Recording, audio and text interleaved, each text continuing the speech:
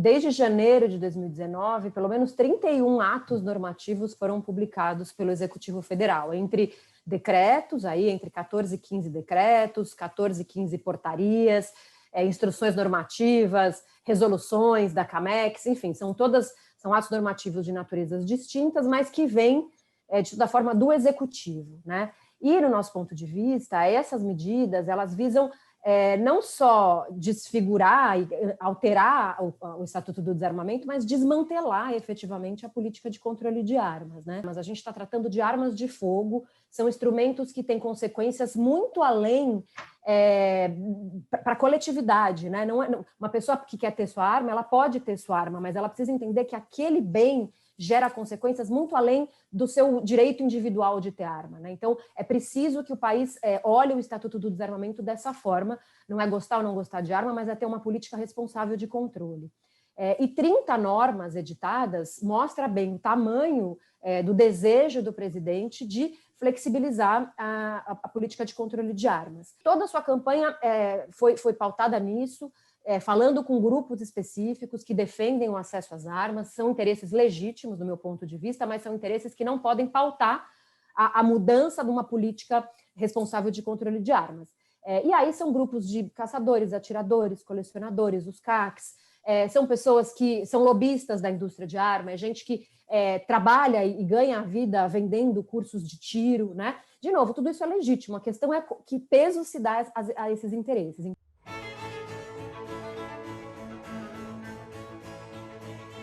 Quando analisamos aí esses mais de 30 atos normativos, acho que tem 3 blocos de mudanças que o Brasil tem vivido. Acho que o primeiro deles é facilitar a aquisição, a compra de armas. Com a primeira mudança, a pessoa que quer ter uma arma para se defender, um cidadão qualquer, ele não precisa mais provar que ele tem uma efetiva necessidade, essa efetiva necessidade passou a ser presumida, e com isso a gente aumentou enormemente o contingente de armas adquiridas por cidadãos, pela população civil, né? E com isso a gente começa a ter muito mais armas nas residências das pessoas, né? Também houve, enfim, um aumento de quantidades e tipos de armas, então hoje um cidadão comum pode ter uma arma equivalente à arma de um policial, né, o que também vai gerando riscos, inclusive para a segurança pública. Um policial vai fazer uma abordagem, ele sabe que tem muito mais armas que podem estar circulando que são equivalentes à arma que ele tem. Então, você fragiliza a capacidade de resposta do próprio Estado. Um atirador desportivo pode ter até 60 armas, sendo 30 de uso restrito. Estamos falando aí até de fuzil semiautomático, né? E aí eu sempre me pergunto por que um atirador profissional, eventualmente que queira começar a praticar tiro, precisa ter 30 armas de uso restritos, 30 armas de uso permitidos, uma quantidade enorme de munição que não vão ser controladas porque já não eram antes, né? O Exército que faz controle dessas categorias já não fazia antes, com menos armas, com menos gente acessando arma, agora vai ter muito menos condição de fazer esse controle. E acho que um terceiro bloco de mudanças que é muito preocupante é a fragilização da capacidade de controle do Estado brasileiro sobre as armas. Então, a gente facilita a aquisição, aumenta as quantidades e potências para grupos específicos que já eram considerados vulneráveis justamente porque não tinham um controle efetivo. Enfraquecimento da capacidade do Estado fazer o controle. O Brasil precisa rastrear armas, rastrear munição, isso é uma ferramenta de investigação criminal. A gente consegue elucidar crimes usando rastreamento de armas e munição, consegue desvendar esquemas de tráfico de armas internacionais, inclusive, com um bom sistema de rastreamento. Então, o Exército, depois de alguns anos de estudo, publicou 3 portarias, e no dia seguinte, o presidente, num tweet, falando para sua base, disse que deveria, revogar as portarias, e elas foram revogadas, né?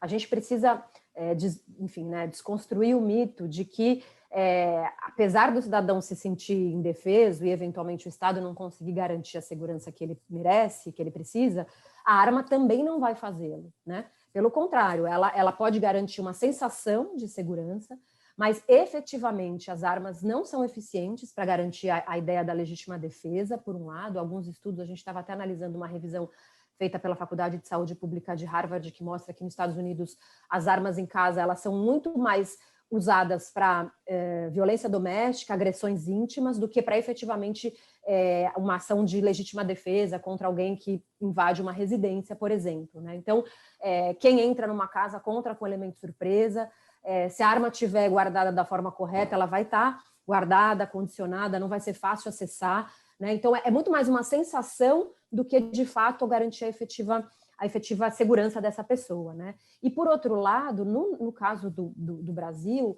mais armas representam mais violência. Em que sentido? Primeiro, em relação à violência letal, né? A gente já tem estudos que mostram que mais armas representam mais homicídios. A gente começa a acompanhar agora dados de violência doméstica, feminicídio, ainda que mulheres no Brasil morram muito mais por armas brancas e outros tipos de arma. O percentual de mortes por arma de fogo em residência de mulheres tem aumentado.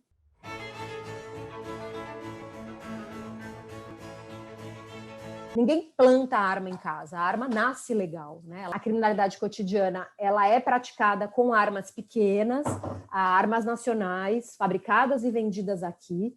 Não é o que habita o nosso imaginário, o modelo do Rio de Janeiro, né, do fuzil, embora a gente tenha visto também um aumento desse tipo de arma, e aí é preciso pensar também nas fronteiras, etc.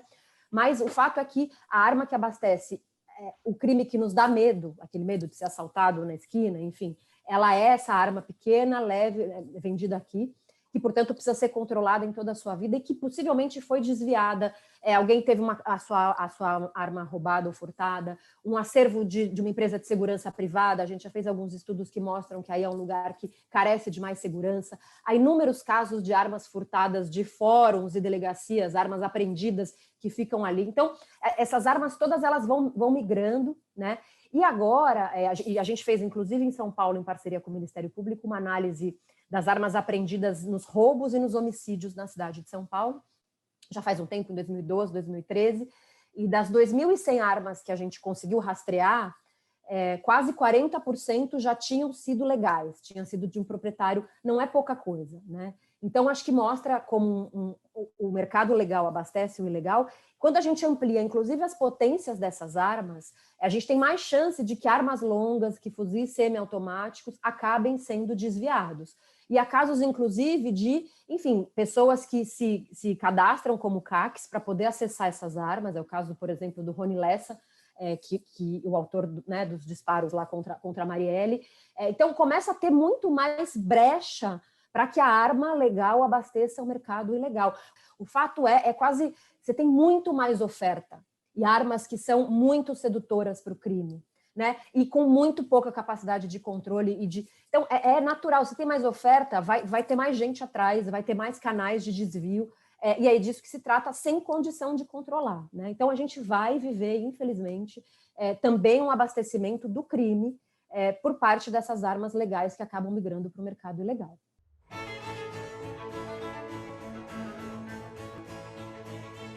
Essa falácia do que o cidadão, então, está desarmado e está desprotegido, tira o foco do mais importante, que é preciso investir nas polícias e na segurança pública. No meu ponto de vista, segurança pública, a política nacional ela tem sido muito fraca nos 2 últimos anos, a gente tem pouca política estruturante, tem alguns avanços pontuais, e joga a toalha de cidadão, é isso mesmo, o Estado não tem como te dar segurança, abre mão do monopólio legítimo do uso da força, que é algo estruturante para o nosso modelo democrático, e joga nas costas das pessoas para que elas se defendam, e aí vale tudo. Então, me parece muito grave, a gente deveria estar discutindo outras coisas, né? Qual é o modelo policial, como é que a gente faz uma gestão mais efetiva entre as polícias, como é que você integra a polícia civil e militar, quais são as métricas para avaliar o trabalho dessas polícias, como é que a gente fortalece a capacidade de investigar e dar respostas rápidas aos crimes, como é que a gente trabalha melhor a inteligência da polícia militar para fazer patrulhamentos mais eficientes, como é que controla o uso da força da polícia para, enfim, atingir o crime mais grave. Há uma série de questões que não estão sendo discutidas e vamos armar geral, porque as pessoas conseguem se defender melhor.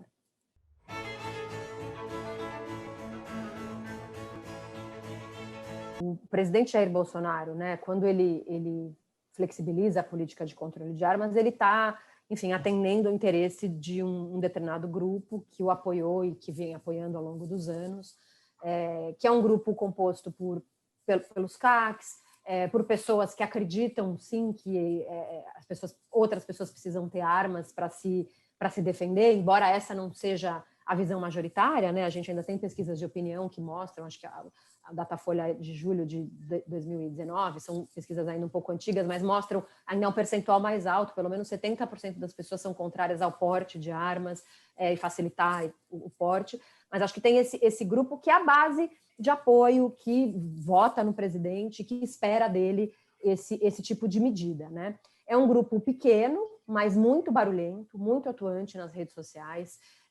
Tanto é que é isso, qualquer post ou qualquer discussão online que se faça em relação a isso, há um grupo que vai sempre atrás, que é chamado por alguns cabeças de rede, que são lideranças de quem defende o armamento, né, para fazer barulho, para criar um pouco essa lógica da milícia digital, né? 2005 foi um marco na discussão do país sobre o controle de armas, porque foi quando foi feito o referendo, em que se perguntou se o Brasil deveria proibir a venda de armas e munição, e o Brasil optou por não proibir. Então, a gente continuou vendendo armas e munições. E naquele momento, do ponto de vista do debate, da narrativa, ganhou força a ideia do direito à legítima defesa. Então, é muito comum pessoas que dizem assim, eu não quero ter uma arma, mas eu sou a favor de que quem queira tenha o direito de tê-la, né? E isso é muito complexo, porque esse direito individual ele se sustenta muito pouco, e na nossa realidade, os impactos coletivos são muito maiores. Então, acho que tem um grupo difuso que também entra nessa discussão, pessoas muito bem intencionadas que acabam vestindo essa camisa do armamento e que, de fato, estão com medo, estão sem resposta por parte de uma política de segurança pública há anos, que dê segurança a essas pessoas, então é fácil comprar essa ideia, né? Eu acho que tem um pouco esses dois grupos aí que apoiam essa questão do armamento, e justamente é com esse grupo que está no meio do caminho que a gente precisa conversar, precisa dizer, não é isso que vai garantir a sua segurança.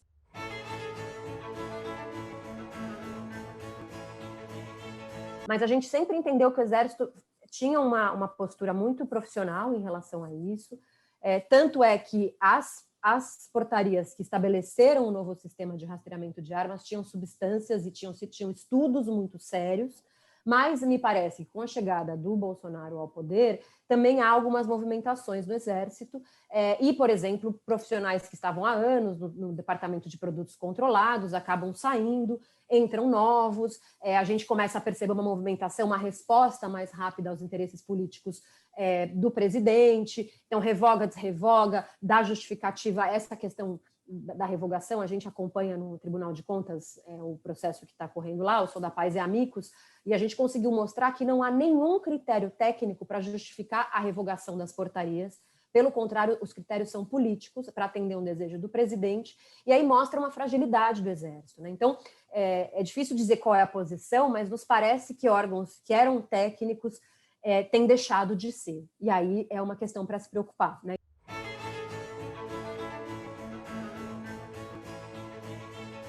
Olha, acho que a questão do controle sobre as polícias no Brasil, ela é muito complexa e profunda.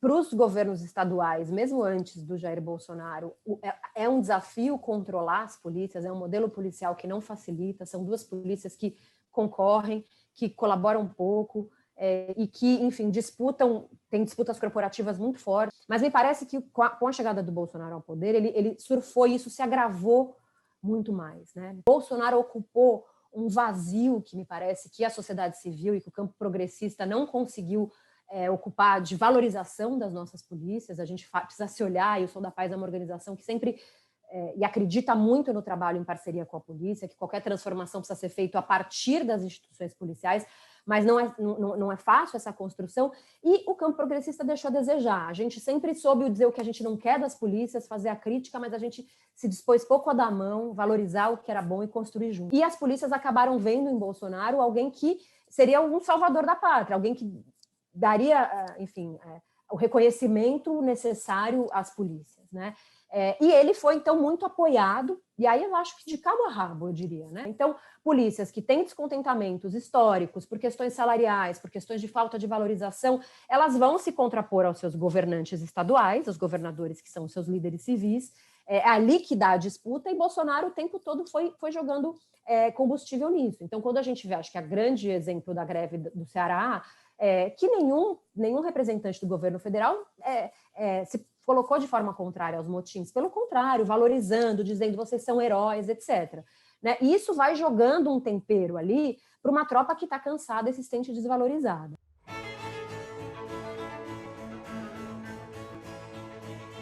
A gente pode ter, sim, uma cisão entre os grupos policiais, os comandos, que têm uma visão mais de gestão e mais estratégica sobre as polícias, e talvez a base, né, os praças, enfim.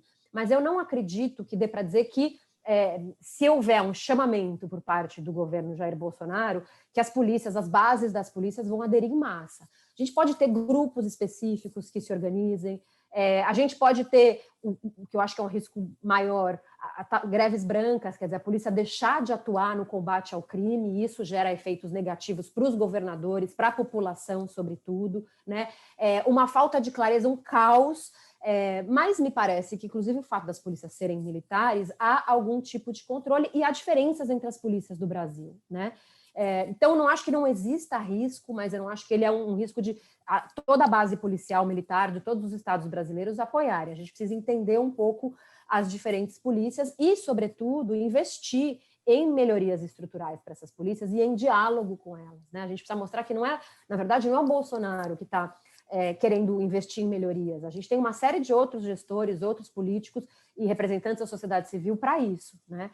E aí o exemplo agora da vacinação para os policiais, acho que vale a pena trazer, né? São os governadores que estão fazendo. Em nenhum momento o Bolsonaro defendeu colocar os policiais como prioritários na fila de vacinação. Pelo contrário, ele puniu o chefe da Polícia Federal Rodoviária porque se manifestou em solidariedade a um profissional ou familiar de um profissional que tinha morrido. Não acho que dá para dizer que está tudo bem, mas nem também dizer assim, estamos num risco de um levante das polícias militares, né? Acho que os governadores precisam voltar a se apropriar das suas polícias e fazerem um bom trabalho junto a elas, que talvez a gente consiga minimizar esse risco.